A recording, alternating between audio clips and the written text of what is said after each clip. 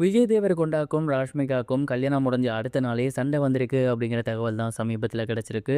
என்ன நடந்திருக்கு அப்படிங்கிறது தான் இந்த ஒரு வீடியோல நம்ம பார்க்க போறோம்.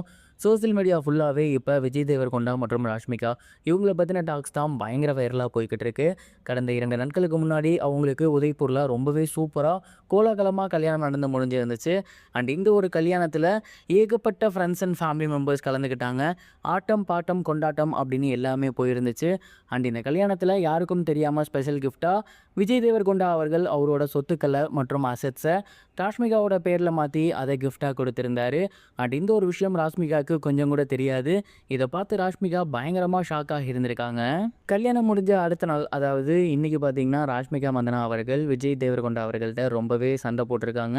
அண்ட் அதற்கு மிக முக்கிய காரணம் என்ன அப்படின்னா, "எதற்காக இந்த மாதிரியான ஒரு விஷயத்த நீ பண்ண? நம்ம எப்போதுமே ஈக்குவலா தானே ட்ரீட் பண்ணியிருக்கோம். என்னோடது, உன்னோடது அப்படின்னு நம்ம என்னைக்குமே பிரிச்சது கிடையாது. லவ் பண்ணிட்டு இருக்க காலத்திலயும் நம்ம இப்படி தான் இருந்தோம். நம்ம எல்லாத்துலயுமே ஓன் டிசிஷன் எடுக்கும்போது, உன்னோட சொத்துக்கள் மட்டும் என் பேர்ல இருந்துச்சுன்னா, அது எப்படி சரியாகும்? அண்ட் தென் இன்னொரு விஷயம், உன் சொத்துக்கள் என் பேர்ல வரும்போது, உன் ஃபேமிலி மெம்பர்ஸ் கண்டிப்பா என்ன தப்பா நெனைப்பாங்க. இந்த மாதிரியான விஷயங்கள்லாம் நீ ஏன் பண்ண?" அப்படிங்கிற மாரி கேட்டு சண்டை போட்டிருந்திருக்காங்க. அண்ட் இதற்கு விஜய் தேவரகொண்டா என்ன சொன்னாரு அப்படின்னா, "லவ் பண்ணிட்டு இருக்கும்போது ஓகே. பட் கல்யாணம் ஆனதுக்கப்புறம் எனக்கு நான், உனக்கு நீ. உன் பேர்ல இருந்தா என்ன? என் பேர்ல இருந்தா என்ன? நீ என் லைஃப்ல வந்ததுக்கப்புறம் தான் எல்லாமே ரொம்ப சூப்பரா போணுச்சு. எல்லாமே நல்லபடியா மாறுனுச்சு.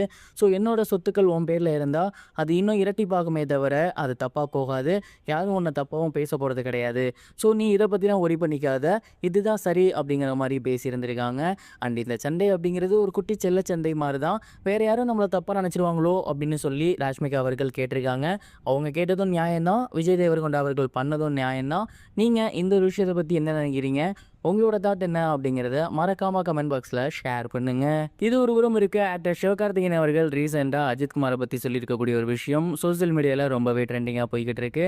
குறிப்பா அவர் என்ன சொல்லியிருந்தாரு அப்படின்னா, தாய் கிழவி படம் ரிலீஸ் ஆனதுக்கு அப்புறம் மக்கள் மத்தியில மிகப்பெரிய ஒரு வரவேற்பு கிடைச்சிருக்கு. அண்ட் நெறைய பேர் வந்து இந்த படத்த ரெகக்னைஸ் பண்ணியிருக்காங்க. இந்த படம் இன்னும் நெறைய லாங்குவேஜஸ்ல வந்துச்சு அப்படின்னா ரொம்பவே சந்தோஷப்படுவேன். ஏன்னா இதில இருக்கக்கூடிய கன்டென்ட் அந்த மாரி.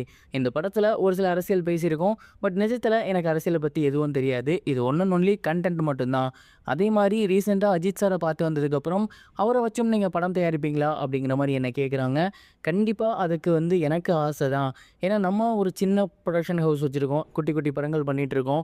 வருங்காலத்துல இன்னும் மிகப்பெரிய அளவுல வளர்ந்து, அஜித் சார் நம்ம கூட பண்றதுக்கு ஆசைப்பட்டாரு அப்படின்னா, கண்டிப்பா அவருக்காக செம சூப்பரான ஒரு ஸ்கிரிப்ட்ட ரெடி பண்ணி சூப்பராவே படம் பண்ணலாம். பட் இதற்கு நம்ம பிராண்ட் வளரணும். அஜித் குமார் சார் நம்ம படத்துக்கு ஒத்துக்கணும். இதெல்லாம் நடந்தா எனக்கு ரொம்பவே சந்தோஷம் தான் அப்படிங்கிற மாரி சொல்லியிருக்காரு.